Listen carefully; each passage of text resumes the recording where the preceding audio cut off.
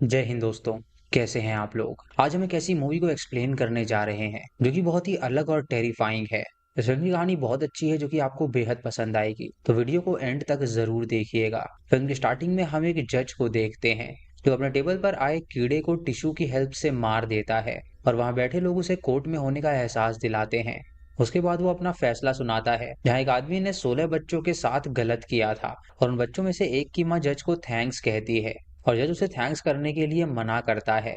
उसके बाद वो अपनी चेयर से उठता है और सडनली नीचे गिर जाता है और हम देखते हैं कि फैसला सुनाते हुए जज को बोलने में प्रॉब्लम हो रही थी। यहाँ से सीन सीधा एक केयर होम की तरफ आता है जहाँ हम जज स्टीफन को देखते हैं जिसकी बुरी हालत होने की वजह से उसे वहां पर भर्ती कर दिया गया था। थोड़ी देर बाद उनको हम एक रूम में देखते हैं जहाँ उनके ही एज के ओल्ड मैन अपने ग्रैंड चिल्ड्रन से वीडियो चैट पे बात कर रहे होते हैं और वहां पर काफी आवाज हो रही होती है। जज इन आवाजों से काफी परेशान हो जाता है और वो अपनी तरफ एक कर्टन लगा देता है। जज को वहां पर आए हुए काफी टाइम हो गया था लेकिन उसने अभी तक वहां पर किसी से भी बात नहीं करी थी क्योंकि वो बिल्कुल भी वहां पर कंफर्टेबल फील नहीं कर रहा था।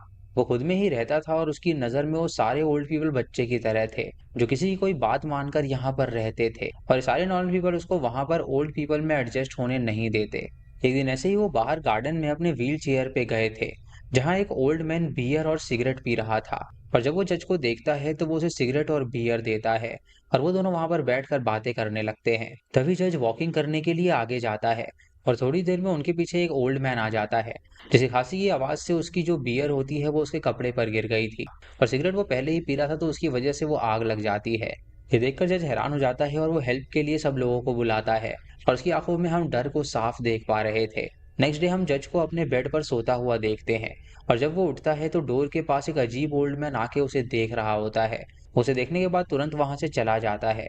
अब ये सब देखकर आपको लग रहा होगा कि कहानी तो बड़ी सिंपल है जो कि ओल्ड लोगों के बारे में है, लेकिन ऐसा बिल्कुल भी नहीं है। आप कहानी में बने रहें क्योंकि आगे जो चीजें होने वाली हैं वो बहुत ही इंटरेस्टिंग है।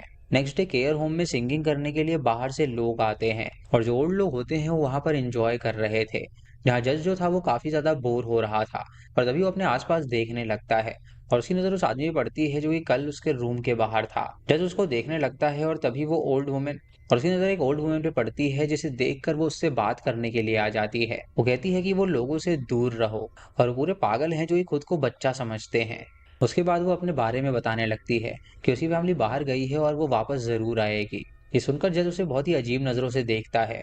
यहाँ हम एक तरह से ओल्ड लोगों की लाइफ देखते हैं कि वो खुद कुछ भी नहीं करते और नहाने के लिए भी वो नर्स की हेल्प लेते हैं। पर जज को लगता था कि वो ठीक हो गया है, इसीलिए उसको जल्दी से जल्दी यहाँ से घर जाना था। डॉक्टर उसे समझाता है कि अभी वो पूरी तरह ठीक नहीं हुआ है तो वो लोग उसे यहाँ से नहीं जाने दे सकते।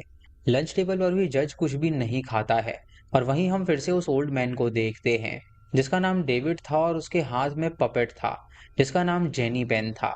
नर्स उस पपेट को तुरंत निकालने के लिए कहती है जहाँ गुस्से से वो अपना हाथ हटा देता है और दूसरी तरफ जज के पास एक ओल्ड मैन आता है जो कि उसे एक बुक के बारे में बताता है। जज को उस बुक के बारे में बिल्कुल भी नहीं पता है लेकिन फिर भी वो अच्छे से बात करते हैं और उसके बाद जज के सर में पेन होने लगता है। उसके बाद होश में वो एक नर्स के कहने पर आता है और वो उसकी एक ग्लास को होल्ड करने के लिए कहती है।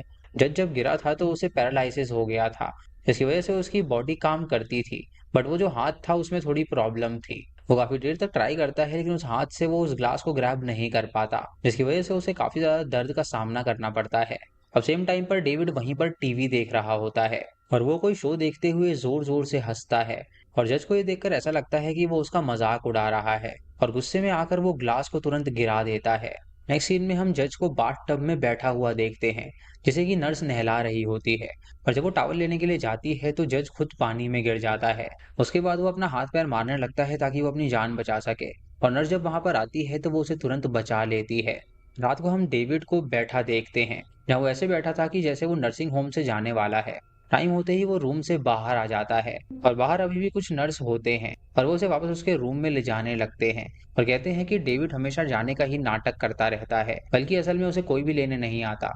थोड़ी दूर पे वो लेडी बैठी होती है जो कि जज से अपनी फैमिली के आने के बारे में बात कर रही थी और जाने वो उसके कान में क्या कहता है जिससे सुन के वो लेडी रोने लगती है और वो बिना परवाह किए ही वहां से चला जाता है। यहाँ हम जज को अपने रूम में देखते हैं जो किसी की आवाज से उठता है और रूम में यहाँ वहाँ देखने पर उसे वहाँ पर डेविड दिखाई देता है, जो काफी क्रीपी था, और वो आते ही जज पर सूसू की बोतल उसके प्राइवेट पार्ट के पास डाल देता है। थोड़ी देर में वहाँ पर नर्स और डॉक्टर आ जाते हैं और जज उन्हें बताने की ट्राई करता है कि उसके साथ क्या हुआ है, लेकिन वो लोग उल्टा उसे ही गलत समझने लगते हैं। जज अपने रूम में टोनी को भी कहता है कि इसने सब कुछ देखा है। जज अपने रूम में टोनी को बताता है कि उसने सब कुछ देखा है तो वो सच सच बताए, लेकिन डेविड वहां पर मौजूद था, जिसकी वजह से टोनी डरता है और वो कुछ भी नहीं बताता। यहाँ हम सोचते हैं कि आखिर उसने ऐसा क्यों किया, और इसका जवाब हमें आगे बहुत जल्द पता चलेगा। नेक्स्ट डे लंच टाइम पर हम जज को देखते हैं जो कि डेविड को देख रहा था, और लंच के बाद जज डेविड से बात करने के लिए निकलता है और वो उसे स्टूपिड बोल देता है।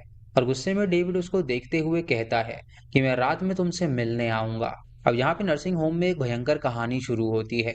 जैसे ही रात होती है, डेविड अपने रूम से बाहर आता है और ओल्ड पीपल को परेशान करने लगता है। किसी को वो अपने हाथ में पड़े हुए पपेट से डराता है और फिर उसको फिजिकली हर्ट भी करता है। रात में हम यहाँ पे एक चेम्बर देखते हैं जहाँ आग लग रही होती है, और 3 बजे जज की आंखें खुल जाती हैं किसी आवाज की वजह से। जहाँ पे वो देखता है कि वहां पर डेविड है जो कि कॉटन के पीसेस के साथ अपने पपेट से उसे डरा रहा है। उसके बाद वो कर्टन्स को हटाता है और वो सामने टोनी के पास जाता है और अपने पपेट को टोनी के एकदम फेस के पास ले जाकर वो कहता है कि यहाँ पर कौन रूल करता है। जिस पर टोनी डरते हुए कहता है कि जेनी पेन। और देन वो एक बहुत ही गंदी हरकत करता है। वो अपनी कलाई को टोनी के सामने करके कहता है कि जेनी पेन के पिछवाड़े को चाटो, और टोनी डरते हुए उसकी बात भी मान लेता है। उसके बाद वो जज के पास लगी हुई बेल को बजाने लगता है, लेकिन वहां पर कोई भी नहीं आता। और अपनी बात को मनाने के बाद भी डेविड टोनी के प्राइवेट पार्ट को बहुत जोर जोर से हर्ट करता है, और जज ये देखकर उसे ऐसा करने से मना करता है। इस पर वो उसे धमकाता है कि वो जो कर रहा है वो उसे करने दे, वरना ठीक नहीं होगा। वहीं टोनी की हालत बहुत ज्यादा बुरी थी, और टोनी रोते हुए बताता है कि ये हर रात ऐसे ही व्यवहार करता है और उसकी वजह से बहुत सारे लोग मर भी गए हैं। इधर डेविड सबके रूम से कुछ ना कुछ लेकर अपने रूम की तरफ जा रहा होता है, और तभी कुछ आवाज आने पर वो रूम में देखता है, जहां उसे एक ओल्ड मैन जमीन पर गिरा हुआ नजर आता है, जो कि उससे मदर की गुहार लगा रहा था। लेकिन डेविड उसे देखकर डोर को क्लोज कर देता है और वहां से चला जाता है। अगले सीन में हम सारे ओल्ड पीपल को डांस करते हुए देखते हैं, जहां जज शांति से एक जगह बैठा होता है और वहीं डेविड आकर डांस करने लगता है। उसका जो डांस था वो डांस नहीं बल्कि दूसरे लोगों को परेशान करने वाला डांस था। वो किसी के पाँव अपने पाँव से दबाता है तो किसी को धक्का देने लगता है, और सबको हटा के एंड में वो खुद ही आके डांस करने लगता है। डॉक्टर डेविड से जज के साथ हुए एक्सीडेंट के बारे में बताता है। डॉक्टर डेविड से कहता है कि वो जज के साथ हुए एक्सीडेंट के बारे में बताए, लेकिन वो उसे साफ मना कर देता है, और डॉक्टर को ऐसा बताता है कि उसके दिमाग की हालत ठीक नहीं है। नेक्स्ट डे टोनी से मिलने के लिए कॉलेज के स्टूडेंट आते हैं, जहाँ सब उसका इंटरव्यू ले रहे होते हैं, और डेविड उसे साइड से देख रहा था। और टोनी ये देखकर अनकंफर्टेबल फील करता है, लेकिन फिर भी वो अपना इंटरव्यू पूरा करता है। वो खत्म करके वो तुरंत भागकर लॉन्ड्री रूम में जाकर छुप जाता है, और तभी जज भी वहां उसके पीछे आ जाता है। और टोनी उसको बताता है कि ये सब आसान नहीं था, मैंने बहुत कुछ सहा है और अब भी मैं उस बात के लिए जल रहा हूँ। जज कहता है कि तुम मेरे साथ हाथ मिला लो, हम दोनों यहाँ से मिलकर बाहर निकलेंगे। और टोनी डर के मारे उसे मना कर देता है, जिस पर जज उसे वहीं पर छोड़कर निकल जाता है। और रास्ते में उसको वहां हॉस्पिटल की फोटो दिखती है, जिसके अंदर डेविड हर फोटो में नजर आ रहा था, और उस टाइम भी वो नजर आ रहा था जब ये हॉस्पिटल बना था। जज ये सब देखने के बाद फिर से डॉक्टर के पास जाता है और डेविड की कंप्लेन करता है, और उसकी बात सुने बिना ही वो उसे रूम में ले आती है और बताती है कि डेविड ने तुमको गलत काम करते हुए देखा है। और उसके बाद वो रूम की सर्च करने लगती है। जज कहता है कि मैंने ऐसा कुछ भी नहीं किया है। तभी उसके बेड के नीचे से वुमेन का गारमेंट मिलता है, जो कि काफी गंदी हालत में था। और ये देखकर जज हैरान हो जाता है और कोई भी जज की बात पर यकीन नहीं कर रहा होता। रात में हम डेविड को देखते हैं जो कि इतने टाइम से हॉस्पिटल में होने की वजह से यहाँ बड़े आराम से घूम रहा होता है। जज तो पहले से ही यहाँ पर रहना नहीं चाहता था, और ये सब के बाद उसका मन और भी ज्यादा खटकने लगा था। तभी नाश्ते की टेबल पर सामने बैठी एक ओल्ड लेडी के पास डेविड आता है और उसको ब्लैकमेल करने लगता है। ये देखकर सभी लोग उससे काफी ज्यादा डर गए थे। वो कहता है कि यहाँ पे सिर्फ मेरा रूल है तो उसे डर के रहना होगा और उसको उसकी बात माननी भी होगी। अब ये सब सुन के जज उसे काफी बुरा भला कहता है, और डेविड को तुरंत उसकी बात पर गुस्सा आ जाता है, जिस पर वो जज के पैर पर बहुत जोर से लात मारता है और कहता है कि वहाँ एक ओल्ड मैन है जिसका नाम सैनी है। वो भी तुम्हारी तरह ही मुझे हर बात पे मना करता था, लेकिन अब देखो वो खुद की एक फिंगर भी मूव नहीं कर पा रहा है।